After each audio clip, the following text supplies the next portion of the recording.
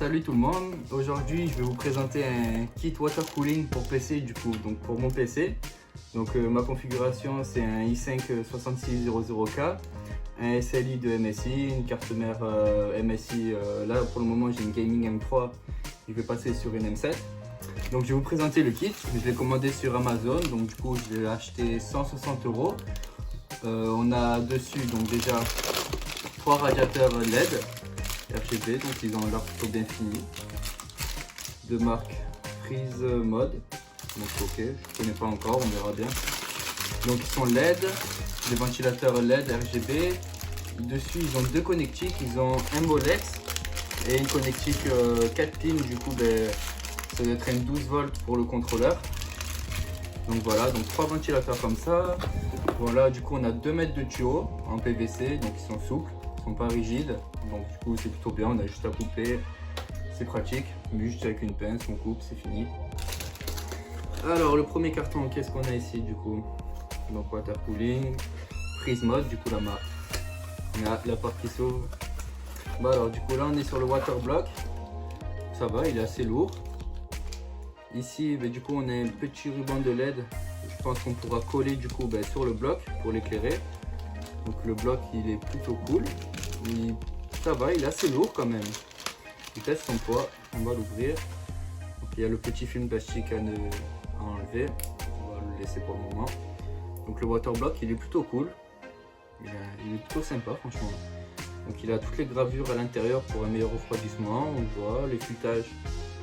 Le filetage il est plutôt pas mal, pas de petits copeaux, de débris ou quoi. On voit le joint à l'intérieur, noir, un joint torique, écrasement. Ok, plutôt pas mal. On a aussi la plaque, donc du coup qui va derrière la carte mère. C'est pour tous les sockets LGA 1150, donc 1151, 1150, donc tous les nouveaux processeurs Intel. Donc ça va, plutôt pas mal. Le petit sachet de vis aussi, pour bien le tenir. Mais du coup moi je pense que sur mon PC je vais réutiliser, j'avais un Corsair du coup en water cooling tout en un, du coup juste plug and play. Je pense que je vais réutiliser les anciennes pattes de fixation quand même. Je verrai après pour la suite. Donc déjà ce water block, qu'est-ce qu'on a ensuite dans le carton? Donc c'est plutôt bien emballé franchement, putain, c'est bien fait. Alors ici du coup on a pareil, du coup un petit ruban de LED.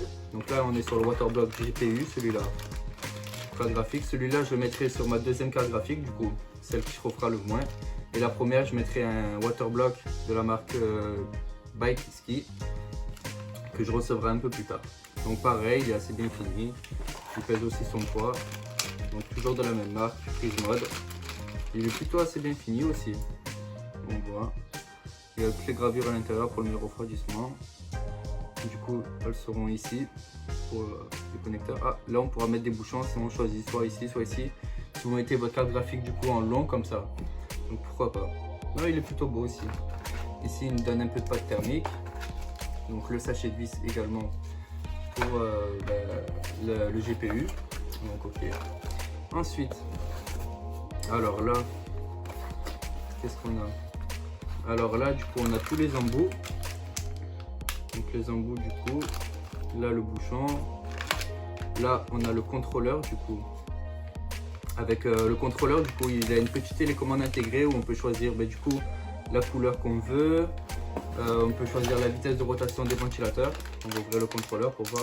Donc il est dans un sachet anti-statique, donc c'est bien emballé.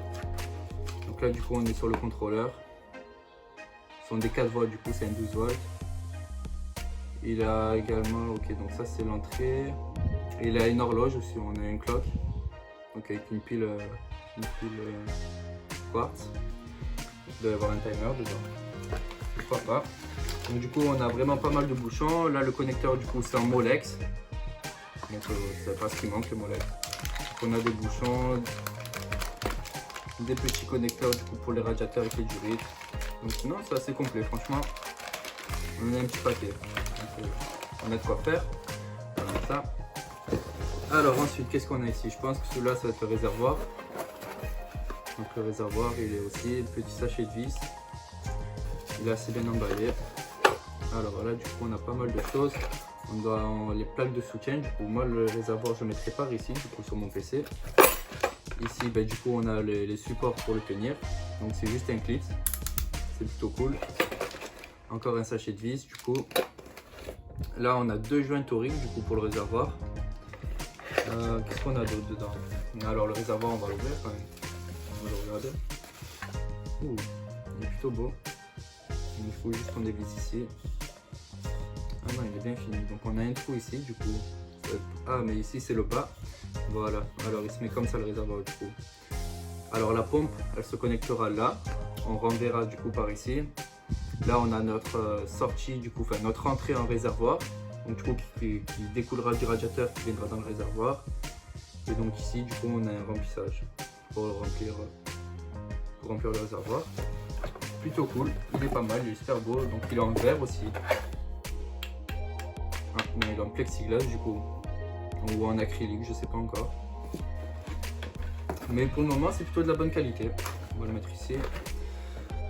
Alors, qu'est-ce qu'on a ici, du coup? On va l'ouvrir. Alors là, du coup, c'est la pompe. Donc connecteur Molex, donc 2 pins Molex et le 4 pins du coup pour l'alimentation. C'est une pompe 450 litres par heure. Alors on va voir à quoi elle ressemble. Donc elle est bien emballée dans le papier bulle.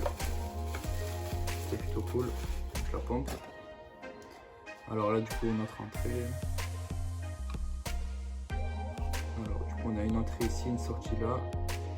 On a 2 entrées en fait, du coup si on veut boucher celle-là, utiliser uniquement celle-là et la coller au réservoir, du coup comme ça. Moi dans mon cas je ferai une configuration comme ça je pense. Ou sinon si vous voulez juste boucher ici et mettre une durite par là, donc, du coup c'est aussi faisable. Vous pouvez très bien mettre le bouchon et rebrancher ici à l'entrée. Ok, c'est pas mal. On va continuer, qu'est-ce qu'on a à l'intérieur? Du coup on a de la mousse pour la coller à votre casier si vous voulez. Donc double surface avec une mousse et c'est collant. Pas mal. Ensuite, non franchement le kit il est complet, on a vraiment pas mal de choses. Donc du coup on va passer au radiateur. Alors ici on a 2 radiateurs.